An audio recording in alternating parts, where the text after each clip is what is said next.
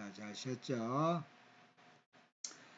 자, 무제운동에 그래서 이건 넘어가고 무제운동이란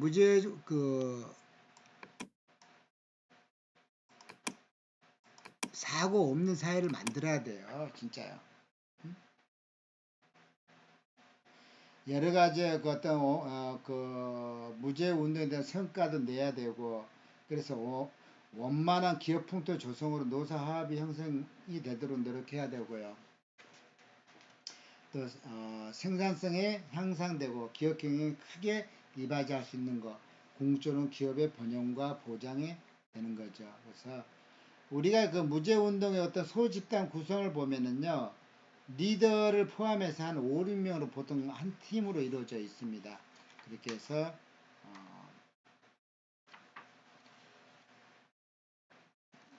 한다라는 거고.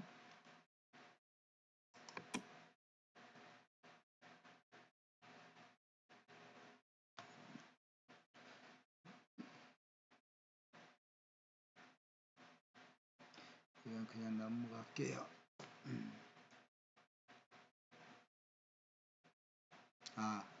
보고 가겠습니다.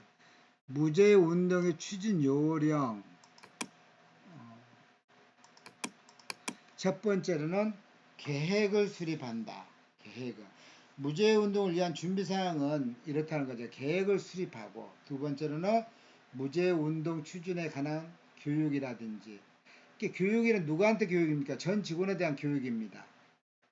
또 홍보, 어떤 포스터를 이용한다든지, 아니면은 뭐 표지판을 이용한다든지, 뭐 카톡을 이용한다든지, 아니면 현장 내에 있는 게시판을 이용한다든지, 이렇게. 그리고 무제운동에 대한 게시라든지 선포를 한다든지. 그래서 중요한 건요, 회사 내에 무제의 기록판이 있다 없다가 상당히 중요해요. 사람들이 인식이 달라집니다.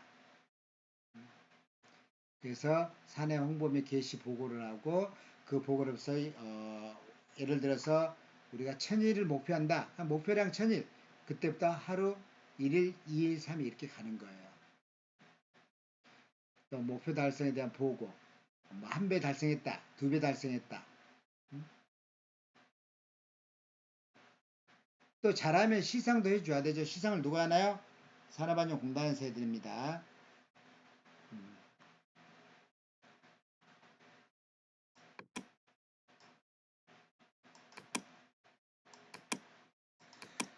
위험 예지 훈련의 정의. 이거 이제 직장이나 어떤 작업의 공정 중에 잠재하고 있는 여러 가지 위험 요인이 있을 거 아니에요. 그죠? 그로 인한 어떤 현상을 찾아내는 그런 훈련들입니다.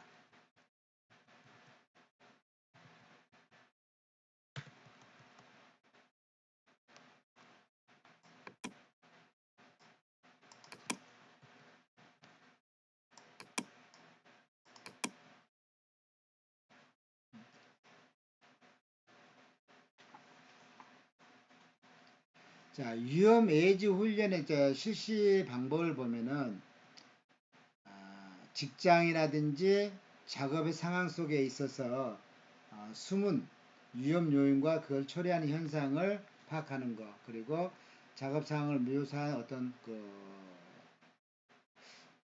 도해를 사용해서 또는 현물로 작업을 시키거나 해 보이면서 또는 소집단에서 그 직장 내에 있는 소집단에서 다 함께 대화하고 생각하면서 합의한 뒤에 또는 포인트라든지 중점적인 어떤 실시 항목을 지적해서 행동하기 전에 그런 것들을 해결하고 훈련하고 이런 것들을 습관화하기 위해서 매일매일 훈련을 실시하는 것이 이런 방법입니다. 예지 훈련.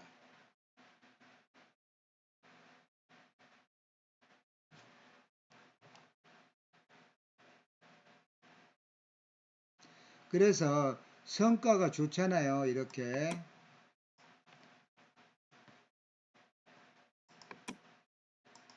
감수성 예민하게 한다든지 집중력을 높인다든지 실천 의욕을 강하게 한다든지 직장 풍토를 조성을 한다든지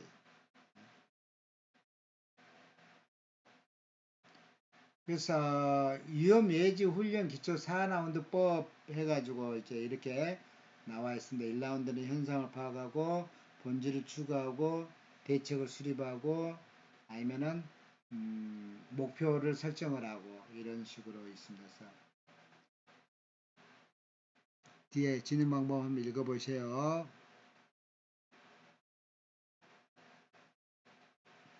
이거 4라운드 진행 방법입니다.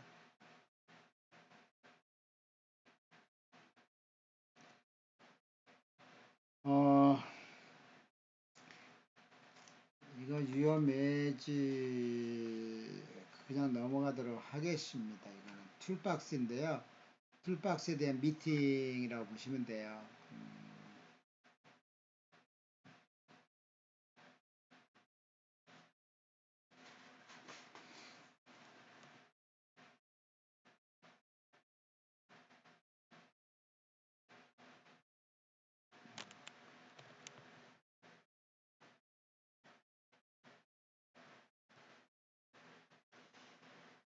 이건 뭘까요?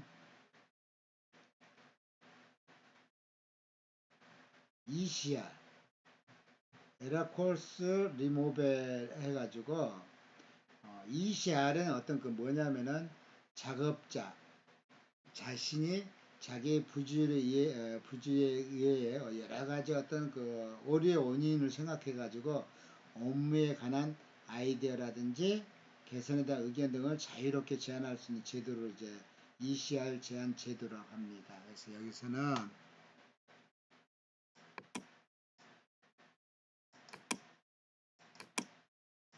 ECR이란 뭐다?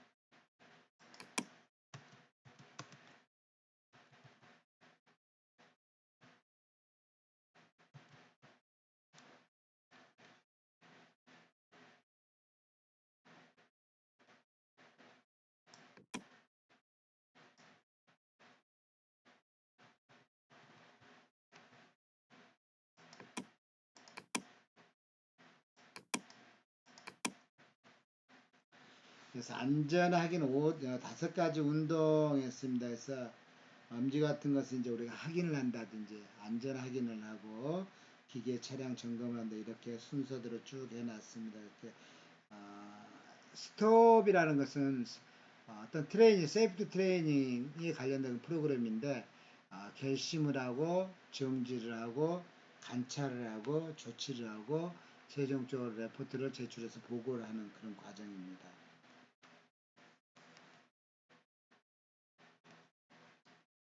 이것도 좀 기억을 해놓은 게 순서.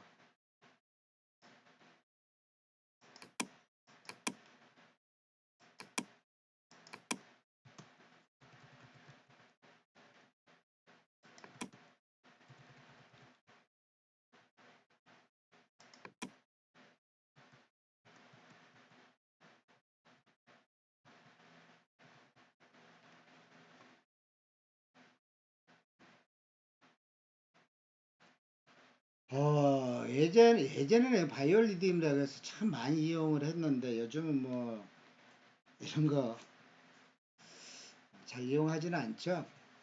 그래서 원래 약 2400여 년 전에 히포크라테스가 인체의 어떤 생리적 변화에 대해서 임상적 관찰을 실험한 인간에 대해서 생리적인 주기라든지 그의 바이올리듬 또는 그 어떤 그 이런 관련된 이론들을 어, 이제 바이올로지컬 리듬인데 이걸 좀 줄여서 생체 리듬, 바이올 리듬 이렇게 이야기를 합니다. 그래서 리듬의 특성을 한번 보면은 혈액에 대한 수분, 염분량 이런 것들 이제 주로 이제 혈액에 대한 수분이라든지 염분 같은 건 주야간 있으면 주간에 많이 감소하고 야간에 상승한다라는 거고 체온이라든지 혈압이라든지 맥박 같은 것도 야간보다 주간에 왜 상승하냐 활동을 많이 하잖아요. 야간에 우리가 잠밖에 더 자겠습니까? 또 야간에 우리가 잠을 많이 자면 잠꾸러기는 미인이다. 잠을 많이 자면 체중이 감량이 돼요. 저는 하룻밤 자는데 보통 그 한 300g에서 500g 정도 빠습니다. 잠자는 시간에. 모든 분들이 빠져요. 체중 감소가 됩니다. 대신 이제 자기 전에 한두 시간 전에 뭘 안 드셔야 되는데 꼭 그걸 못 참고 먹고 주무신다.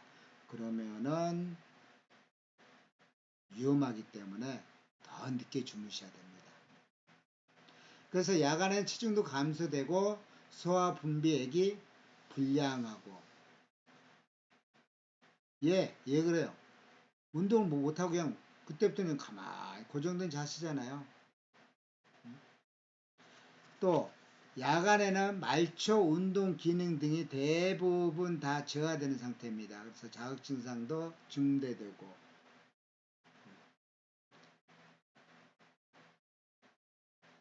그래서 우리가 특히 이 중에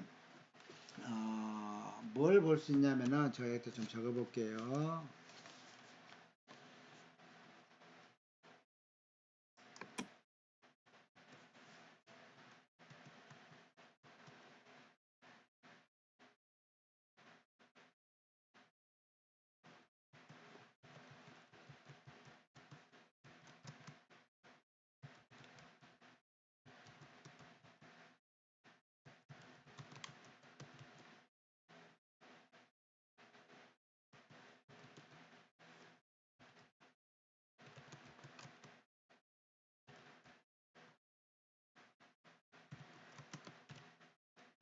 이렇게 할까요?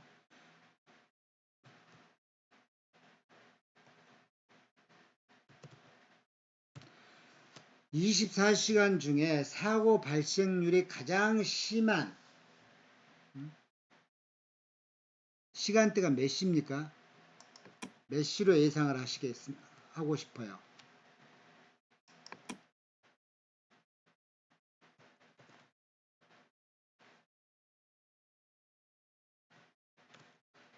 (0 3시부터 0 5시 사이에요.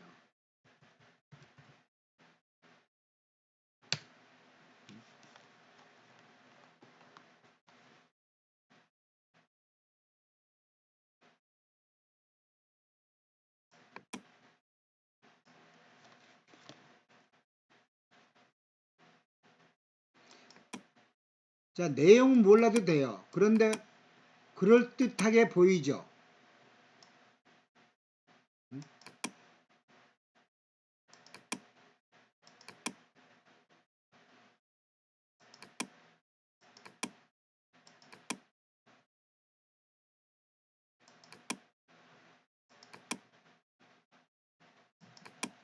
그렇지 않아요?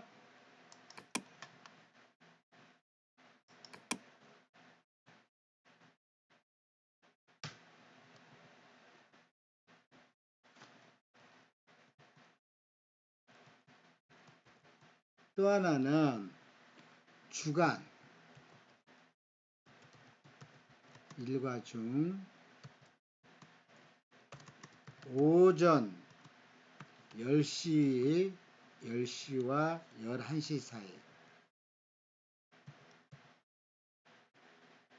그러면은 오후는 오후 3시, 15시부터 16시 사이.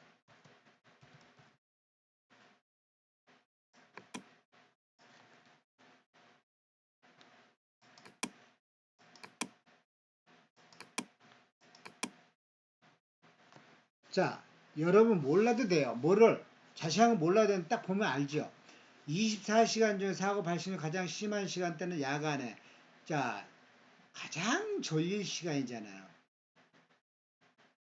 이제 작업도 몇 시간 안, 퇴근 시간 몇 시간 안 남은 상태. 그리고 주간의 일과 중에는 이제 그 아침에 출근해서 일을 하고 점심시간은 다가오는데, 한 10시에 11시 사이에, 그리고 오후에는 밥 먹고 좀 피곤한 사이에, 이쯤 되니까 막 식곤증도 오고 막 그런 사이, 15시에서 16시 사이에 가장 많이 발생이 됩니다.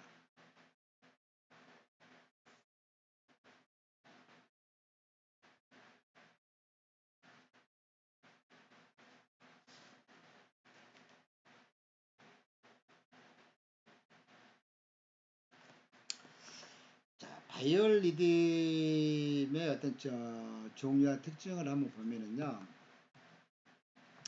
신체적 리듬이 있죠. 또는 신체적 리듬을 다르게 말하면은 육체적 리듬이라고도 합니다.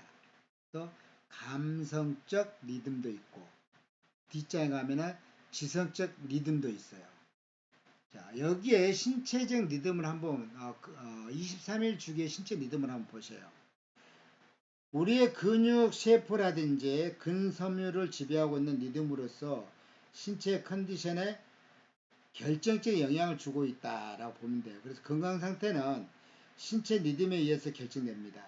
그 심리적인 에너지까지 영향을 미치게 돼가지고 활력이라든지 공격성이라든지 아니면 일에 대한 의욕이라든지 진취성이라든지 저항력, 또 자신감, 용기, 인내력, 투지, 반항심 등에서 이런 것들을 반영하고 있다라고 보시면 되겠어요.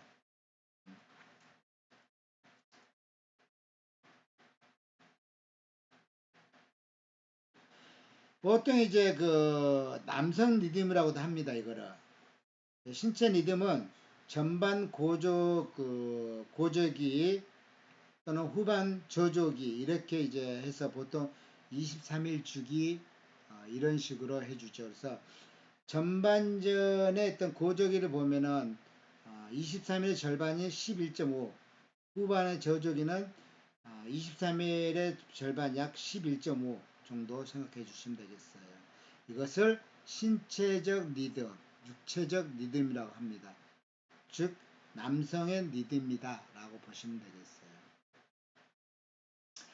반대로 감성적 리듬, 감성적 리듬이 이제 28일 주기예요.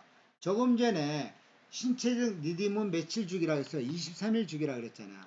근데 감성적 리듬은 28일 주기입니다. 그래서 28일 주기의 어떤 감성 리듬은 정서의 근원이라고 생각되는 주로 뭘 지배하게 되냐면은 교감신경계를 지배합니다. 그래서 신체 리듬을 조절하는 것은 대부분 뭐라고 하면 이제 남성 호르몬이라고 우리가 한다라고 하면은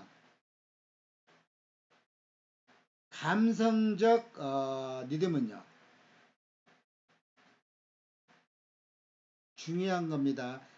신체 리듬은 아까 이야기했던 남성 호르몬이라고 했잖아요. 근데 감성적 리듬은 여성 호르몬에 관계된다라고 볼 수가 있습니다. 여성 호르몬.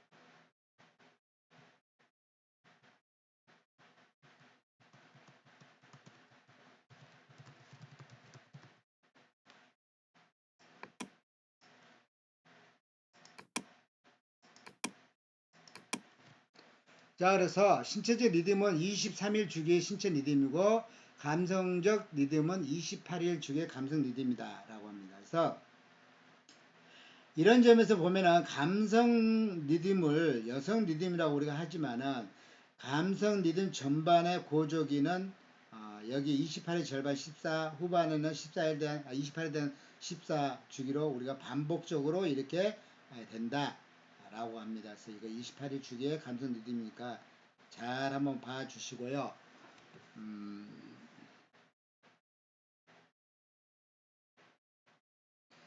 마지막으로 지성적 리듬을 한번 보겠습니다.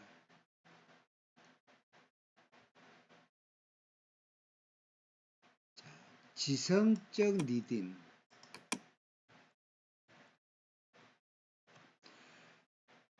우리가 다시 한번 앞부분에 보면은 신체적 리듬은 며칠 주기의 리듬이죠. 23일에 대한 주기에 대한 신체 리듬이라고 합니다. 그리고 감성적 리듬은 28일이라고 했어요. 근데 지성적 리듬 며칠이에요? 33일. 일에 대한 리듬입니다. 그래서 지성 리듬은 뇌세포의 활동을 지배하고 있습니다. 뇌세포.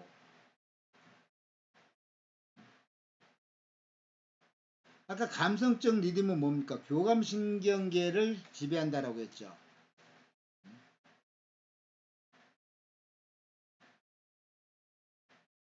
기억나죠? 그러면 신체적 리듬 뭐를 지배한다고 그랬어요? 근육세포와 근섬유.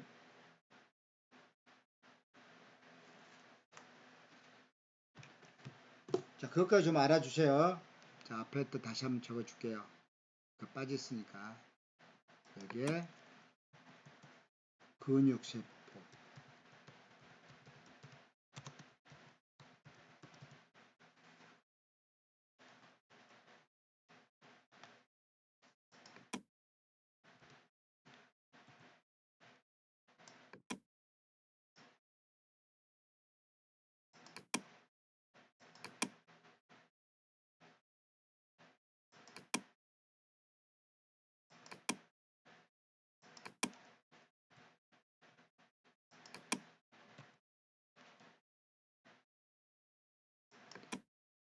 감성적 리듬.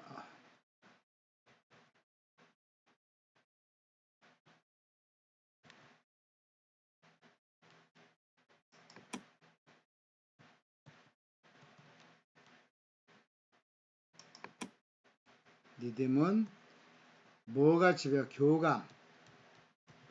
교장 단위 교감 신경계를 지배합니다.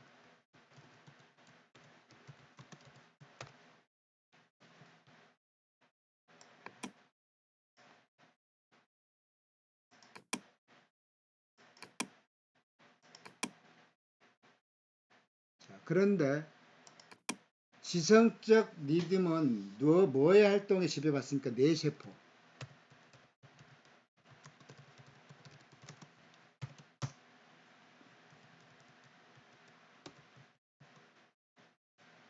음.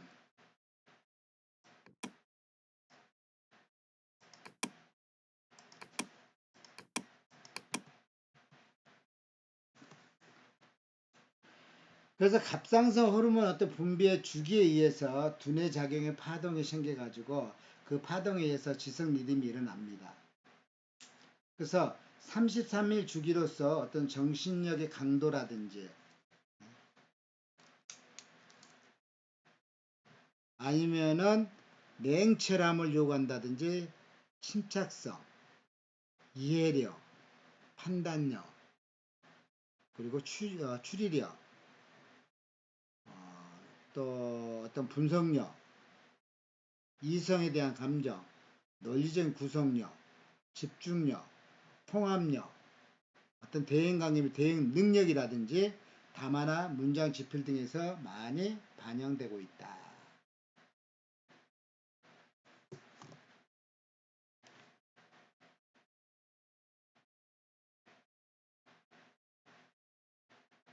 자, 이건 꼭 좀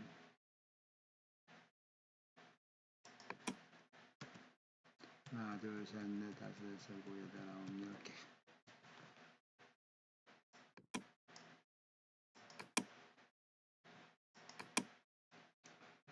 자, 신체적 리듬, 감성적 리듬, 지성적 리듬이 있다.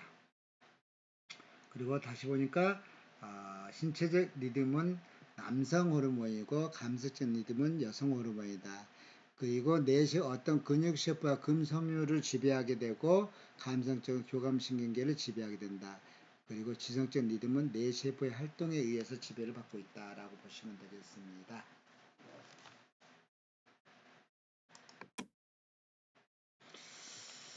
자, 오늘은 여기까지 하고요.